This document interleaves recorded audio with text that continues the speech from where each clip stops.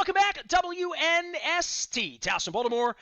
And Baltimore Positive, we are positively into the post-bye season. Luke is out in Owings Mills covering all things Ravens, getting you ready for the Vikings and then the Dolphins and then the Bears. I have abstained from going to Miami next week on short notice with my back injury, but the Maryland Crab Cake Tour presented by our friends at the Maryland Lottery. Let yourself play. We're going to be back out at Silver Spring Mining this Thursday, and then on Friday at the Chop Tank.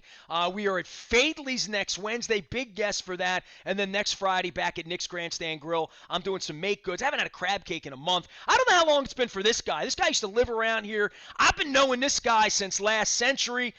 He has gone to Minnesota, where he's made a life covering football and the Vikings and the National Football League. Kevin Seifert has been my friend. When did you and I meet? Did we meet at like Camden Yards? Is it cool that I put this up? Is that true? Absolutely. It's bringing me back. I don't know if I ever had that great view of it, but that's a great shot. Yeah, my first year, probably the first Orioles game I covered was like 94, 95, somewhere around there. And you were at what paper? The Washington Times. So that was even before the Nationals were in town. So the Orioles were quote unquote DC's team. And so the DC papers covered the Orioles every day. The young kids have no idea what this is all about, what it's like to live in Baltimore and have Redskins games piped in every week, you know. I know. It is that part's wild too. I think when did the Ravens? Yeah, the Ravens came when I was still in the DC area, but the Expos didn't move until long after I left. Kev, I called you because we're playing the Vikings this week, and I watched the Vikings play on Sunday night, and, I'm chasing Paul Allen, some of my bunkies around, and some of my Minnesota friends, Rod Simons, the late great. We've lost people along the way that used to be certain. But you cover the league, and I'll get to the Vikings, and we can talk about Lamar and what's going on the field, but you're one of the guys that knows how the sausage is made, and you see me at various owners meetings in Palm Springs or the Biltmore, Super Bowl weeks. I made my Super Bowl reservations this weekend out in L.A. Don't even know whether it's masked, unmasked, whatever.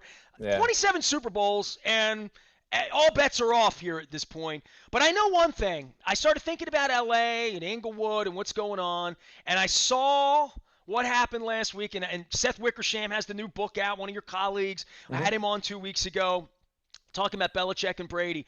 But the story of the minutes that happened last week in an owners meeting where, and you and I have been there, where they get tapped. Dick Cass gets tapped on the shoulder and asked to leave because Bisciotti's in the room. Right. In this case, Bisciotti wasn't in the room.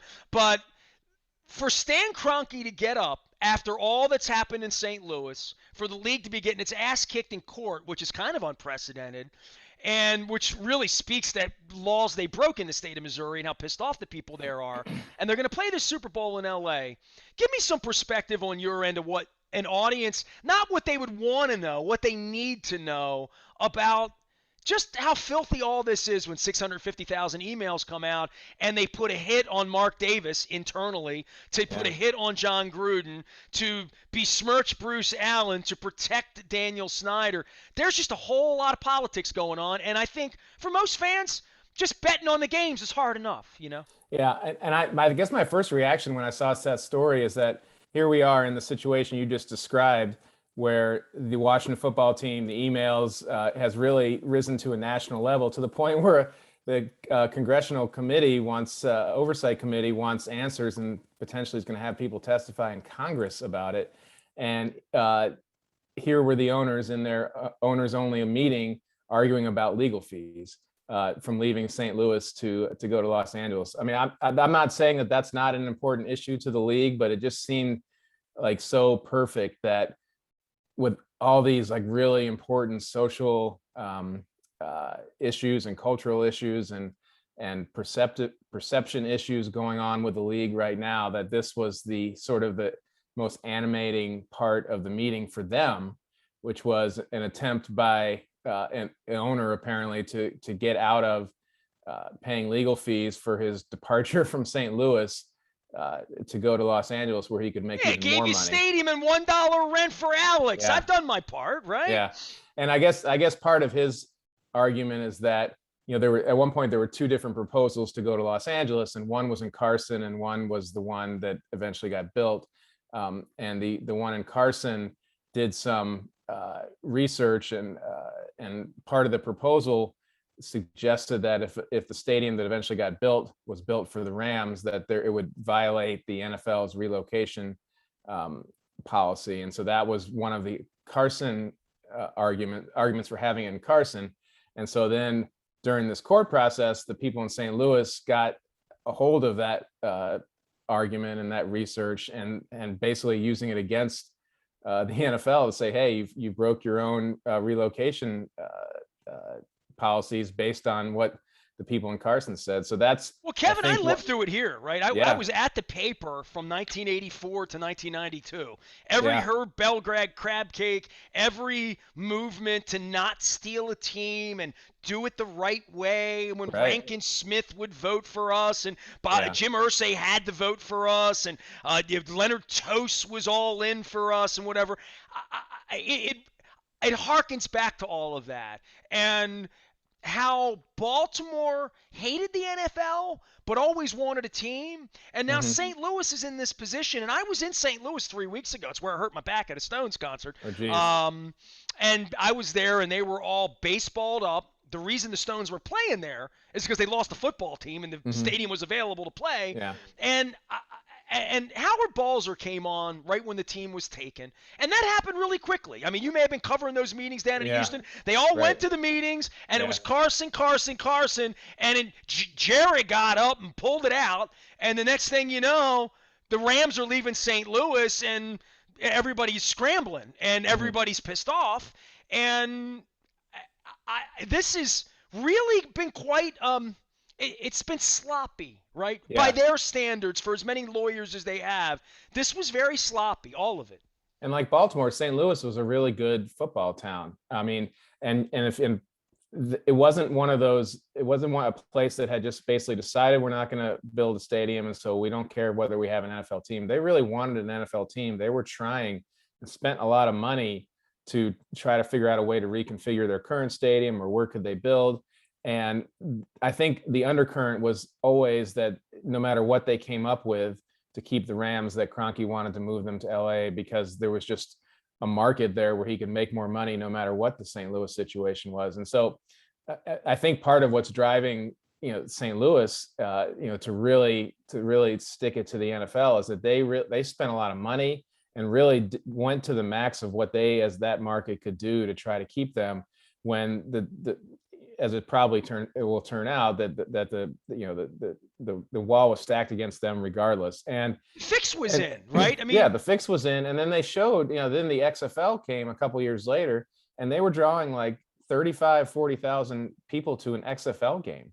And that was just like the first couple weeks of this. By the end of the year, they probably would have been selling out, according to the people I talked to who were working in that St. Louis franchise for the XFL. So they're a football town. When the Rams left, attendance at high school football games in St. Louis went way up because they needed an outlet for it. And so that's part of what's driving them too, is that it wasn't like they were just this wasteland of that, not caring whether football occurred or not. And the NFL underestimated them probably at every step, and just assumed that they would be able to steamroll it. And to this point, they have not been able to, and they're put themselves in a position where they're going to have to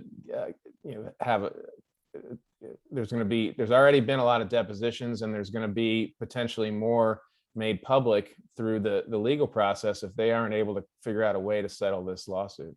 Kevin Seifert joining us here from Minnesota, and the worldwide leader. You can follow him. I've been following him for almost 30 years now, and covering the football thing, covering the Vikings out there. The Vikings are coming in.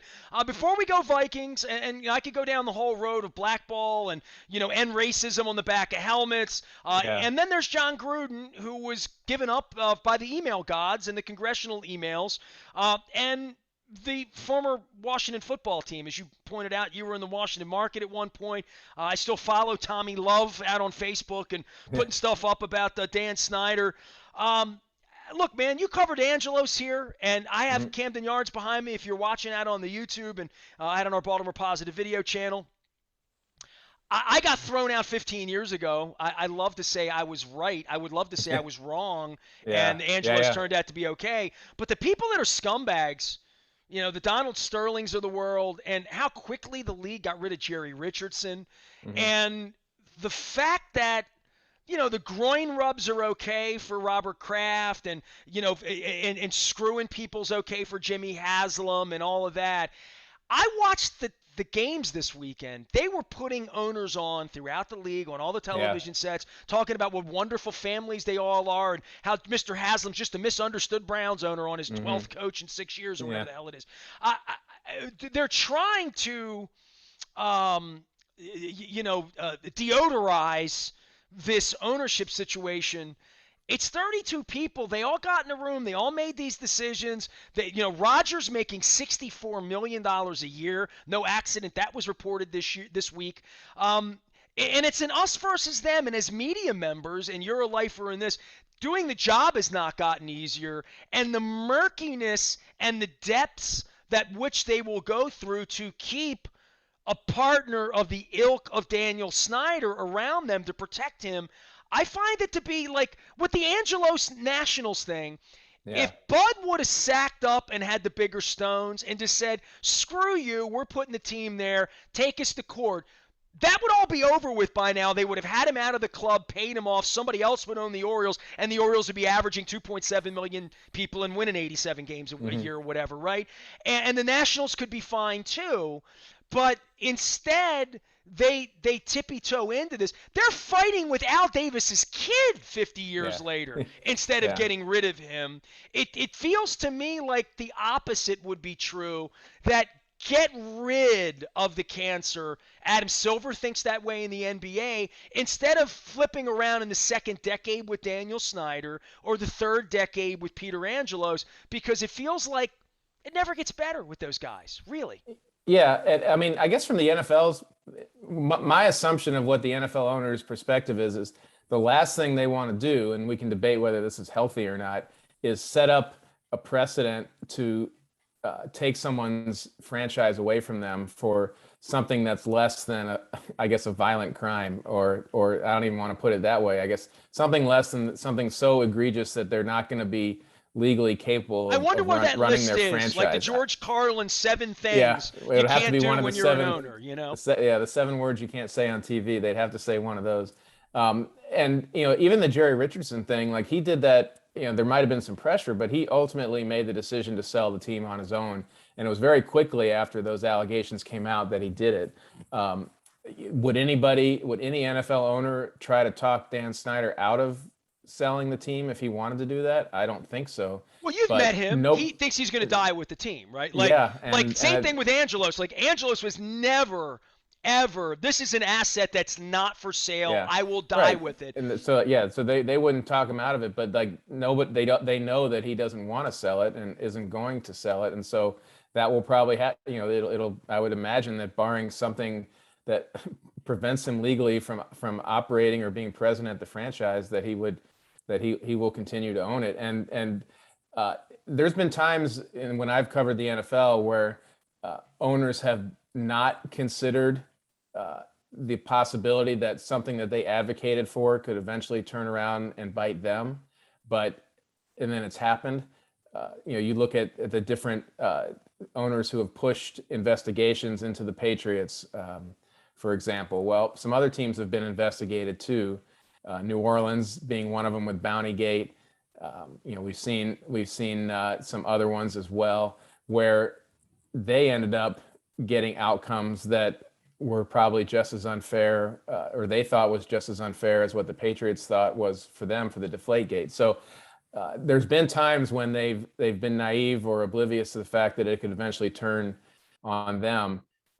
But I think that by perception, they've clearly drawn the line at uh, investigations into owners that would lead to any meddling in the ownership of the franchise. There might be a short-term removal.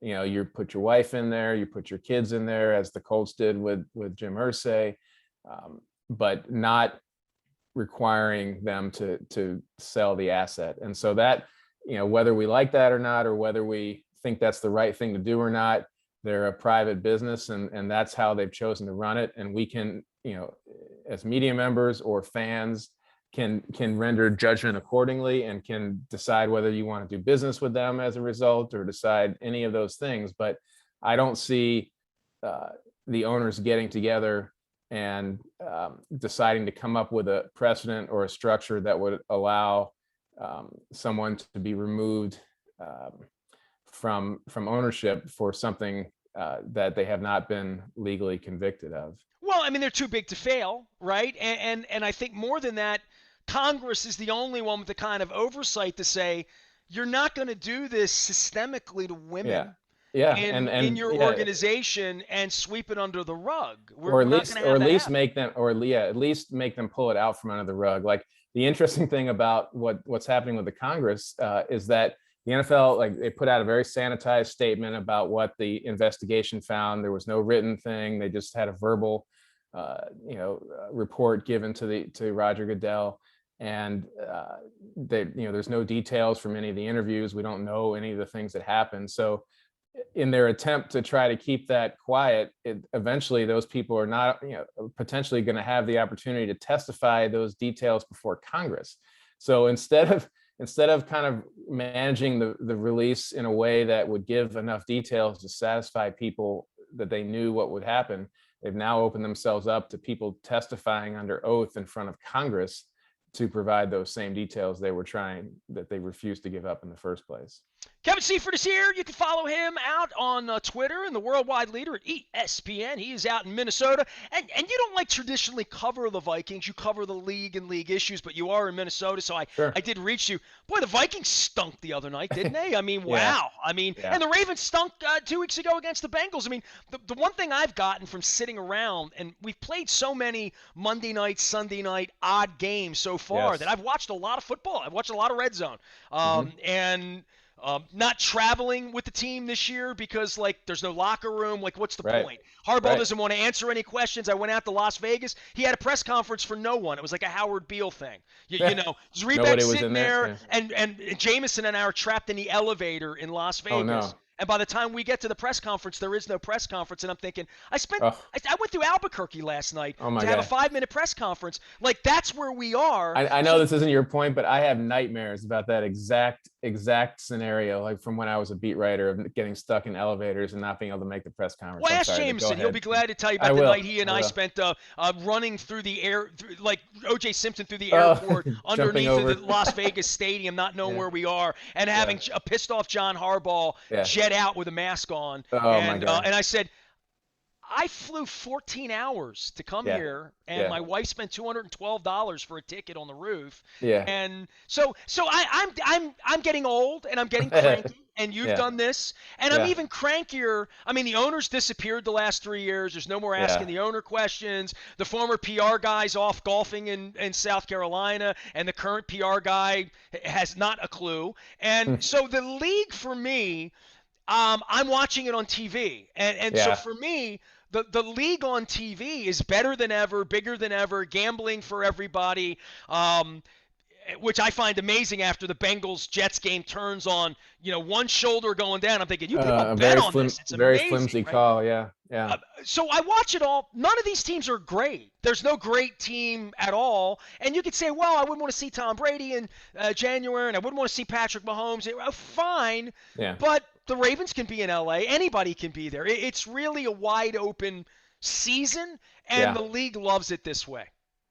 Yeah, they do. And it really has been. That's what's been amazing about all the things we talked about before, is that all those things have happened in the context of this unbelievable season of close games. And, there's been a record number of games that have come down to the wire, and record number of overtimes through the first 8 weeks, and just a ton of really good games. There's a few more really, really bad teams than there usually are. I mean, and we're seeing more blowouts than we normally do too. But in terms of the overall product, it's been a great season so far on the field, and the NFL just has to make sure it doesn't doesn't get in the way of that too much. You cover the league and on the field and off the field, and on the field, the Lamar factor, right? Like Yeah. Lamar comes in, nobody believes in him. Nobody's going to turn their whole franchise over to drafting different linemen, Right. overvaluing Nick Boyle and Willie Snead in their offense, right? Yeah. It's such a different way the Ravens have gone about this, and they've had market success, right? I mean, but there's January, and there's throwing the football. And when I talk to serious people like you, everyone says Got to see Lamar do it from 10 points down in January in Buffalo through the air in order to believe. And Yeah. I think there is a part of that was the same standard that Elway, Peyton Manning, Dan Marino, those guys that didn't win, that Cam Newton, pick anybody you want. If you don't win in January, and Tom Brady's the only one that ever does every year, Yeah. seemingly, and he's Right. 44. At some point, Right. other people will win. Where are you on Lamar and on what the Ravens, Harbaugh called it revolution a couple of Yeah. years ago? I haven't heard that Yeah. word. I think he's awesome. And I think he's as good as he is on his very best days. And I'm not worried yet about the fact that they haven't, at age, what is he, 25, 26, that he hasn't won a bunch of playoff games or hasn't taken them to a Super Bowl win. I mean, that, while there are a lot of quarterbacks who have success, and while Patrick Mahomes is always going to be Patrick Mahomes in terms of how much he has done young in his career, like historically, quarterbacks, the progression of quarterbacks is, even the very best ones that's come out of the gate the way he has, it's not that historically they don't go out and win Super Bowls in their early 20s. I mean, that's something that takes longer. If he gets to By the age way, he's 30, 24. Just 20, yeah, 24. Okay. he I, turns 25 on January 7th. okay. So he's not, I guess 26, 25. Yeah. But I I got mean, so, socks older than him. I might be yeah, wearing them. exactly. So, and this is not making excuses, because I mean, again, we've seen a precedent set by Patrick Mahomes, but that was a historically anomalous thing to happen in the first place for someone like him to win a Super Bowl and get to another one at that young age. Like, if we're writing off Lamar Jackson because he hasn't won a bunch of playoff games and or a Super Bowl, as you say, before he turns 25, then what are we doing? And so, like, I have full anticipation that what we've seen in the regular season will eventually translate to playoff wins and a run into a Super Bowl, as long as the team around him stays as competitive as it is. But like, just the idea of saying, well, it's just this is what his ceiling is at that age. And I know that some people are doing that because of the assumption that a quarterback who wins, a percentage of games based on his running ability is by definition going to slow down because of injuries and age and quarterback, whether it's, you look at RG3 or Cam Newton I or would say you would say they're doomed. I yeah. would say eventually what happened to Jameis Winston's going to happen to him. You know what I mean? Yeah. Like, I and mean, it's going to be a Jameis dark, Winston, ugly day when he's making yeah, $50 million a year, and that happens. yeah, but Jameis Winston, was never like, I don't think he was in his best days ever as good as Lamar Jackson has already been. But I'm saying, No, like, I just mean getting broken, being yeah, broken in half yeah, at that position, right, which we yeah, saw happen to everyone, literally. yeah, and Michael like, Vick, Steve Grogan. right, right, and like in more recent times, like Cam Newton, like, he never had like a catastrophic injury that would slow him down. Like, I was covering Dante Culpepper when he was hit in the leg and tore all three ligaments in his knee, and was never the Bridgewater. same. Yeah, Bridgewater, same thing. Like that injury never happened to him. Some of the other quarterbacks that we've seen over time, RG3 did have the knee injury, and so I guess we can Tom partially Brady say had one. that. Carson Palmer had Yeah, one. Joe Flacco had one, but right? people, what I'm saying is that the ones that, like, quote unquote make their living as runners, you don't have to have a catastrophic injury, and over time you're not going to be as an effective runner. Same way running backs aren't quite as effective as they get older either. I mean, that's so, like, I We can got see three. why. You want one? Latavius Murray, I know. Devontae Freeman, Le'Veon Bell. Yeah. They all look like they're running in quicksand. Yeah, so I can see, yeah, I can see why people would say, like, Lamar Jackson's, ceiling is lower because he's not going to be the same runner at age 29 that he is at age 24. But that also, I think we've seen plenty in the passing game to suggest that that can continue to develop over time, and that, to the extent that he does slow down as a runner, that can be overtaken by improvement as a passer. Kevin Seifert covers all things National Football League for the worldwide leader. He's out in Minnesota, which is why I reached to him this week. It's always good to visit with you, man. How's life in Minnesota? Give me a little Minnesota primer post-plague, other than just cold. You know what? It's been actually a really nice fall. We had the stadium, when they've had home games there, it's been warm enough that the roof doesn't open, but the doors, they have these big, huge glass doors that stay open when it's nice out. And so it's almost like a carport sometimes. And so, like, those doors have been open. It's been nice enough to do that. Nobody's complained about the cold in the stadium. And so we're motoring along. The Vikings,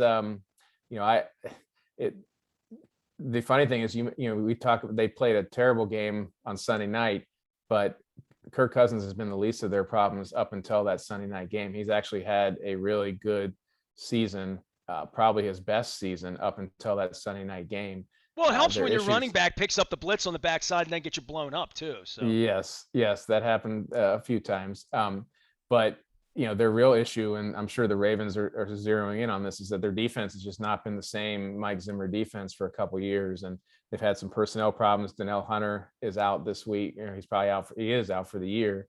They're really good outside pass rusher, and so I think Ravens fans will be surprised to see the descent of the Vikings defense if they hadn't been paying attention up until now. When that game comes up, there's definitely going to be opportunities for the Ravens offense to move the ball. all right, man. Well, I'll be reading. You'll be writing. At some point, we'll get together with all these billionaires and watch them fight Yeah, with each other off season, sometime at the Biltmore or whatever, right? sounds good, man. Appreciate it. Kevin Seifert, you can follow him at Seifert ESPN. You can follow him at the worldwide leader anywhere the National Football League is. And, I'll try to reach back to you weeks when we're not just playing the Vikings or when I get out to Target Field for one of those cheeseburgers where they put all the cheese in the middle of the burger. It's Juicy delicious. Lucy. Lucy. Got to get back Yeah. out to the Twin Cities. Appreciate Kevin joining us. The Maryland Crab Cake Tour, they eat walleye and sturgeon and other stuff like that up there. It's coming to you.